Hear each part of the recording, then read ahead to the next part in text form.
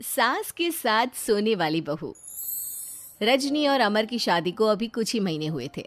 अमर अपनी पत्नी रजनी से बहुत प्यार करता था। शुरू के कुछ दिन तो सब कुछ ठीक ठाक चलता रहा, लेकिन फिर छोटी छोटी बातों पर अमर और रजनी का झगड़ा होने लगा। अरे, तुमने फिर से गीला टॉवेल बेड पर डाल दिया। कितनी बार तुमसे कहा है कि सारा बेड गीला हो जाता है। अरे गुस्सा क्यों कर रही हो? गलती हो गई मुझसे, अगली बार ध्यान रखूंगा। बस हर बार पर बस यही कह के चल देते हो। सारा दिन सफाई तो मुझे करनी पड़ती है ना।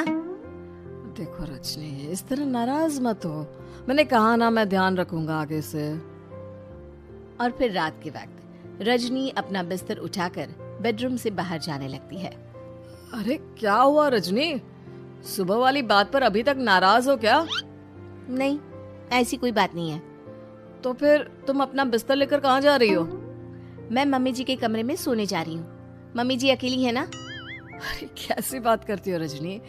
शादी के बाद लड़कियां अपने पति के पास अपने बेडरूम में सोती हैं। सास के पास कौन सोता है? मैंने कहा ना, मेरा मन कर रहा है इसलिए मैं मम्मी जी के पास सोने जा रही हूँ। अरे रजनी, मेरी बात तो सुनो यार। मेरा भी तो मन करता है ना तुमसे प्यार करने का, तुम्हारे साथ रहने का। ऑफिस से थका हारा आया हूँ और तुम मम्मी जी के पास सोने जा रही हो। देखो, मुझे आज अपनी सास के पास सोने का मन है और मैं जा रही हूँ। इतना कहकर रजनी अपनी सास के साथ सोने के लिए उनके कमरे में चली जाती है। रजनी बेटा, तुम यहाँ? मम्मी जी, क्या मैं आपके पास सो सकती हूँ? हाँ हाँ बेटा, क्यों नहीं, क्यों नहीं, बिल्कुल सो सकती हो। लेकिन सब ठीक तो है ना? अमर के साथ झगड़ा हुआ है क्या? नहीं नहीं मम्मी जी, मैं रोज रोज इनके साथ उस कमरे में सोकर बोर हो चुकी हूँ। थोड़ा सा चेंज हो जाएगा इसलिए आपके पास सो जाती हूँ। आपको कोई एतराज हो तो बता दीजिए। अरे नहीं नहीं बेटा, ऐसी कोई बात नहीं, सो जाओ। और फिर अगले दिन। अमर बेटा, तुम्हारा रजनी के साथ कोई झगड़ा हुआ है क्या? नहीं तो मम्मी, ऐसे तो कोई बात नहीं है। क्यों, क्या हुआ? अरे वो कल रात मेरे कमरे में सोने आ गई थी तो मुझे लगा सब ठीक तो है ना बेटा? नहीं मम्मी जी, वो ऐसी बस उसका मन किया होगा। कह रही थी कि मम्मी अकेली है इसलिए आपकी चिंता हो रही थी। पर अगली रात को फिर से रजनी अपना बिस्तर उठाकर सास के कमरे में पहुंच जाती है। रजनी बेटा, आज फिर से मेरे पास सोने आ गई। मम्मी जी, आपको मेरा अपने पास आना अच्छा नहीं लगता? अगर ऐसी बात है तो मैं बाहर ड्राइंग रूम में चली जाती हूँ। अरे नहीं नहीं बेटा, ऐसा कुछ नहीं है। पर अमर अपने कमरे में अकेला होगा ना? अरे तो वो कौन से 6 महीने के छोटे दूध पीते बच्चे हैं, उनको डर थोड़ी ना लगता है।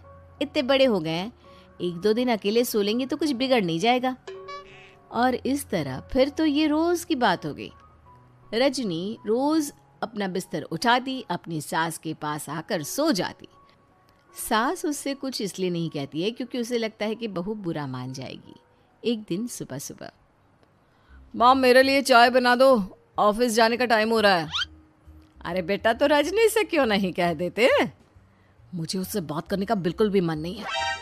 अरे आखिर क्या बात है बेटा, तुम इतने उदास क्यों लग रहे हो? देखो ना माँ, आजकल रजनी का बिहेवियर मुझे कुछ समझ में नहीं आ रहा। रोज रात को आपके पास आकर सो जाती है। अगर उसे मेरी परवाह नहीं तो मुझे भी कोई फर्क नहीं पड़ता। अमर गुस्से में ही घर से ऑफिस चला जाता है। ये देखकर सास बहुत दुखी हो जाती है। और फिर अगले दिन, मम्मी जी, मैं आ गई आपके पास सोने। हाँ बहू, सो जाओ।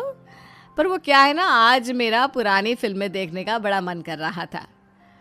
कोई बात नहीं, सो जाओ, मैं पिक्चर देखती रहूंगी। ठीक है मम्मी जी। रजनी की सास तेज आवाज में अपने कमरे में टीवी चलाकर रखती है। इसकी वजह से रजनी को नींद नहीं आती, लेकिन वो पूरी रात करवट बदल बदल कर सोने की कोशिश करती रहती है। सास को लगता है कि अब रजनी उसके कमरे में सोने नहीं आएगी, लेकिन अगली रात फिर रजनी उसके कमरे में सोने के लिए पहुंच जाती है। मम्मी जी, मैं आ गई। अरे बेटा, मुझे लगा कि कल तुम ठीक से सो नहीं पाई थी। जाओ अपने कमरे में आराम से सो जाओ ना बेटा। अरे नहीं मम्मी जी, कोई प्रॉब्लम नहीं है। इतना कहकर रजनी फिर से अपनी सास के कमरे में सो जाती है। आधे घंटे बाद, बेटा जरा मेरे पैरों पर तेल तो लगा दे। ठीक है मम्मी जी।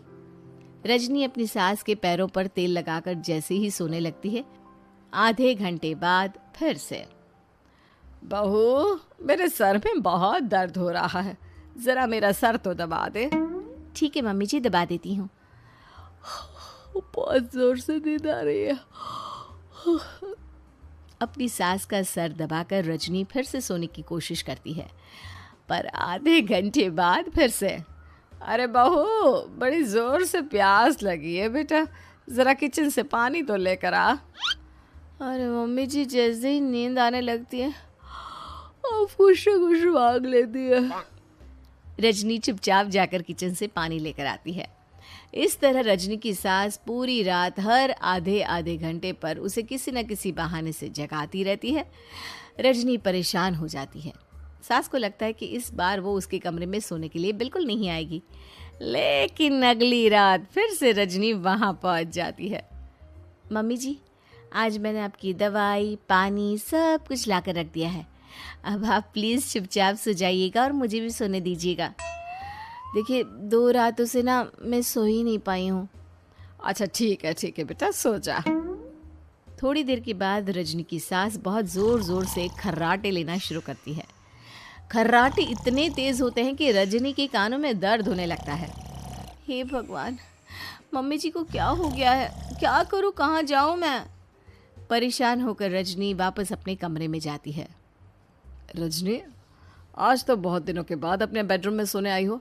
आ जाओ। वैसे भी तुम्हारे बिना मेरा मन नहीं लगता। क्या करती, तुम्हारी मम्मी के खर्राटों ने तो मेरी नींद उड़ा कर रखी है। अब मुझे यहीं पर सोना पड़ेगा। अगली सुबह। अरे रजनी बेटा, रात को कहाँ चली गई थी? मैं तुम्हें कितना ढूंढ रही थी, मैं तो डर ही गई थी। मेरी बहू न जाने कहाँ चली गई। कहाँ जाती मम्मी जी, अपने कमरे में गई थी। और आजकल ना आप मुझे जानबूझकर बहुत परेशान करती हैं। अगर मुझसे कोई गलती हो गई हो तो सीधे सीधे क्यों नहीं कह रही हैं? 3 रात हो गई है, मुझे ठीक से नींद भी नहीं आती। रजनी, ऐसे क्यों बात कर रही हो? मम्मी ने क्या कर दिया? आप अपनी मम्मी से क्यों नहीं पूछते? मैं बहू हूँ तो क्या इसका मतलब ये है कि दिन भर काम करो और रात में भी चैन से ना सो? रजनी बेटा, बड़ी नादान हो। इसीलिए तो जानबूझकर मैं ये सब कर रही थी, ताकि तुम अपने पति के पास जाकर अपने बेडरूम में सो जाओ। शादी को सिर्फ 6 महीने हुए हैं और तुमने मेरे कमरे में आकर सोना शुरू कर दिया। यह तुम्हारी शादीशुदा जिंदगी के लिए अच्छी बात थोड़ी ना है बेटा। मम्मी, तो क्या आपने जानबूझकर ये सब किया था रजनी को समझाने के लिए? अरे तो और क्या करती? दुनिया की पहली बहू है ये, जो पति को छोड़कर सास के साथ सोने चली थी। इसीलिए मुझे इसके लिए थोड़ा बुरा बनना पड़ा।